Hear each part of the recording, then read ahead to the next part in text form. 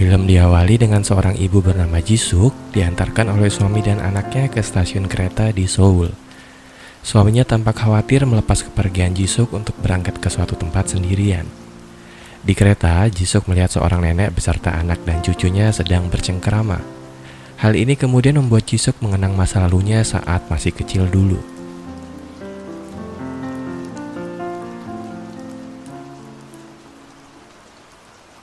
잘 익은 둘은 아기 강아지. 너 낑낑 우는 아기 누렁이.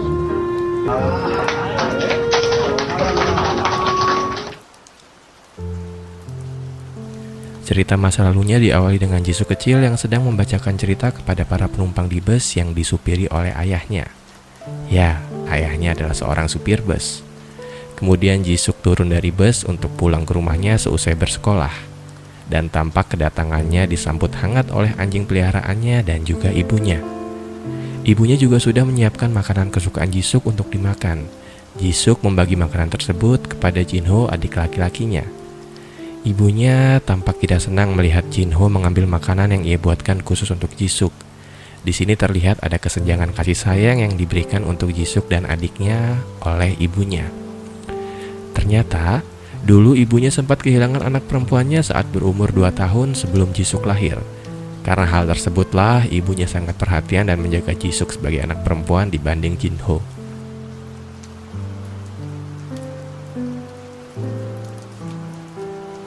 Waktu bergulir ke masa SMP-nya, Jisuk merasa malu melihat ibunya menawar makanan di pasar dengan harga yang sangat rendah. Bahkan walau si penjual sudah tidak mau menjualnya, ibunya tetap memaksa membelinya dengan harga yang diinginkannya dari awal. Ayahnya diceritakan sampai saat ini masih menjadi seorang supir bus, dan ia sering diejek oleh penumpangnya karena menyetir dengan lambat dan kakinya yang pendek sebelah karena sebuah kecelakaan di masa lalu. Namun karena ayahnya tidak pernah bisa memarahi penumpangnya, ia selalu melampiaskan amarahnya kepada ibunya di rumah. Jisuk dan Jinho selalu bersembunyi ketika ibunya dimarahi dan dianiaya oleh ayahnya. Mereka berdua hanya bersembunyi dan menangis berdua di kamar dan tidak bisa melakukan apa-apa. Namun ibunya selalu tampak tegar di depan anak-anaknya seperti tidak terjadi apa-apa sebelumnya. Padahal sekujur tubuhnya sudah babak belur dan terluka. Jisuk berlari keluar rumah karena tidak sanggup melihat ibunya babak belur dan menemui temannya. Ia bercerita nanti kalau sudah dewasa, ia ingin berkuliah di Seoul saja supaya bebas dan tidak ingin menikah karena trauma melihat ayah dan ibunya yang selalu berkelahi. Suatu ketika saat ada pertemuan orang tua di sekolahnya, Jisuk mengusir ibunya yang datang padahal sudah ia beritahu untuk jangan datang. Ibunya berkata bahwa ia datang karena ia tidak ingin orang-orang menganggap Jisuk tidak punya ibu dan tidak diperhatikan oleh orang tuanya. Namun, Jisuk malah membentak ibunya dan berkata kalau ia malu dengan ibunya yang datang dengan menggunakan pakaian seperti gembel. Ibunya yang tidak pernah bisa marah kepada Jisuk hanya pasrah saat dibentak Jisuk. Kemudian ia hanya tersenyum dalam sedih sembari menitipkan makanan yang dibuatnya untuk dititipkan kepada para guru di sekolahnya. Ibunya pun akhirnya pulang kembali ke rumah dengan perasaan yang teramat sedih. Ia tidak marah kepada Jisuk melainkan membenarkan pernyataan Jisuk tentang penampilannya.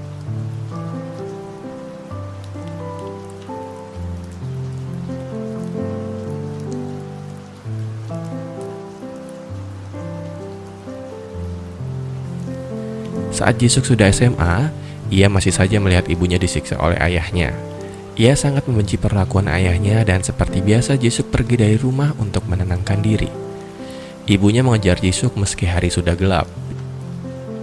Ia menyuruh ibunya untuk bercerai saja dengan ayahnya dan pergi dari rumah supaya tidak terus disiksa. Namun ibunya mengatakan jika ibunya pergi, seluruh pekerjaan rumah akan menjadi tugas Jisuk sebagai anak perempuan di keluarga. Bahkan, nanti Jisuk akan sulit berangkat ke sekolah. Jadi ibunya bertahan dan tidak apa terus disiksa oleh ayahnya asal Jisuk dapat menjalani hidupnya dengan normal hingga besar nanti dan meraih masa depannya. Akhirnya impian Jisuk untuk kuliah di Seoul dapat terwujud. Bahkan ia mendapatkan beasiswa di sebuah institut seni di Seoul sehingga ibunya tidak perlu membiayainya. Saat hendak berangkat ke Seoul, Jisuk diantar oleh ibu dan keluarganya sampai di stasiun. Tampak ibunya sangat sedih melepas kepergian putri kesayangannya untuk berkuliah di Seoul.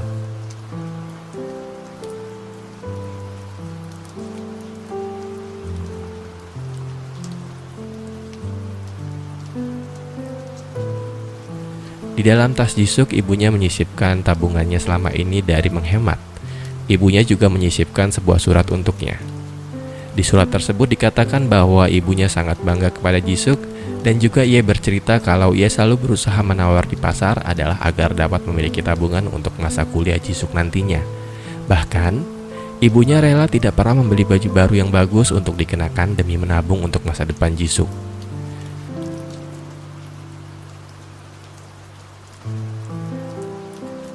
Selama kuliah, Jisuk harus bekerja sambilan untuk memenuhi kebutuhannya sehari-hari di Seoul. Ia bahkan sempat dijauhi oleh teman-temannya karena berasal dari keluarga yang kurang mampu. Saat tamat, Jisuk bekerja sebagai penulis naskah di sebuah stasiun TV dan menjadi tulang punggung keluarga. Ibunya dari desa sering datang mengunjunginya dengan membawa makanan-makanan dari desa yang dulu disukai oleh Jisuk dan baik untuk kesehatannya. Di sini diceritakan Jisuk mulai berpacaran, namun ia masih malu-malu untuk memberitahukan hal tersebut kepada kedua orang tuanya. Hingga suatu saat Jisuk meminta ayah dan ibunya datang ke Seoul untuk bertemu orang tua dari pacarnya tersebut. Di sini orang tua dari pacar Jisuk tampak tidak setuju dengan rencana mereka untuk menikah karena Jisuk tidak berada satu level dengan keluarganya. Ibunya yang awalnya mendukung rencana Jisuk pun marah melihat Jisuk begitu dihina dan membatalkan rencana pernikahan mereka. Mereka pun pergi dengan perasaan yang teramat kesal.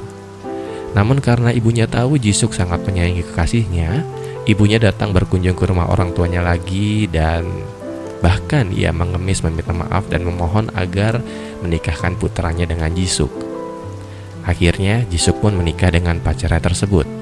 Saat masa-masa kehamilannya pun ibunya selalu menemani Jisuk di Seoul. Suatu ketika, saat Jisuk dan ibunya hanya berdua di rumah, air ketubannya pecah dan lagi-lagi ibunya lah yang mengantarkan Jisuk sampai ke rumah sakit. Tapi sesampainya di sana, ia dilarang menemani anak yang sedang melakukan proses persalinan.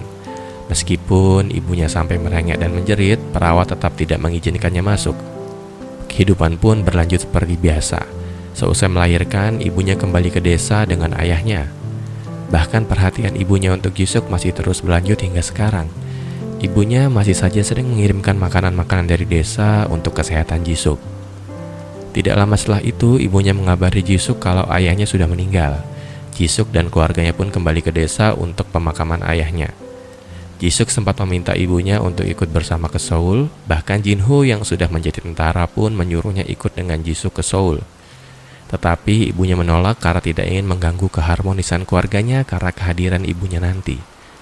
Ketika rindu, ibunya pasti akan selalu datang mengunjungi Jisuk ke Seoul untuk melihat keadaan anaknya. Seperti ada kontak batin antara Jisuk dengan ibunya selalu berkunjung ketika keadaan Jisuk kurang baik. Bahkan ibunya rela tidur di lantai ruang keluarga rumahnya demi menemui putri kesayangannya tersebut.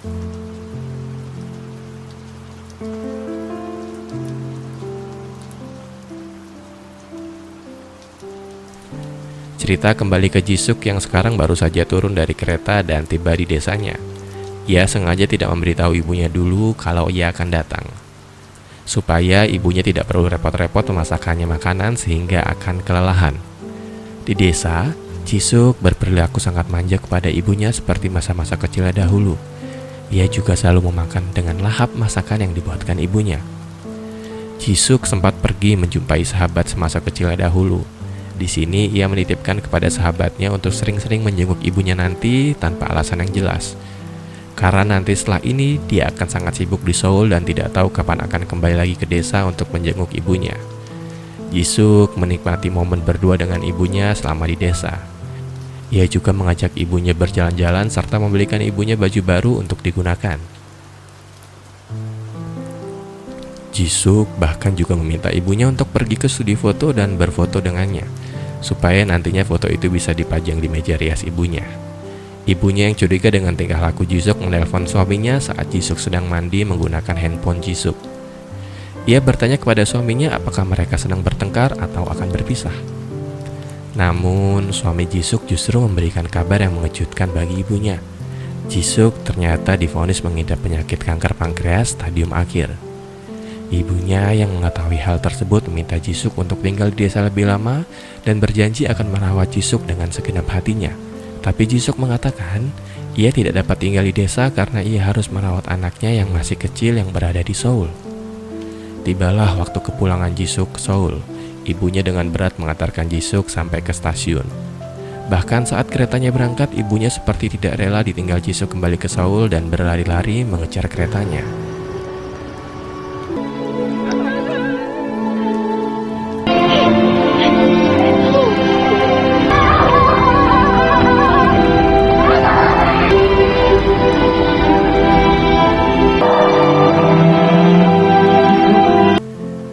Seperti yang diduga, tidak lama kemudian Jisuk pun meninggal dunia.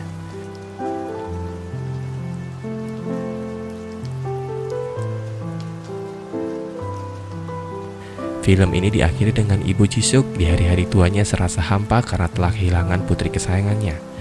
Ibunya tetap pasrah dalam menjalani hidup dan berharap ia dapat segera menyusul Jisuk atau meninggal dengan cepat.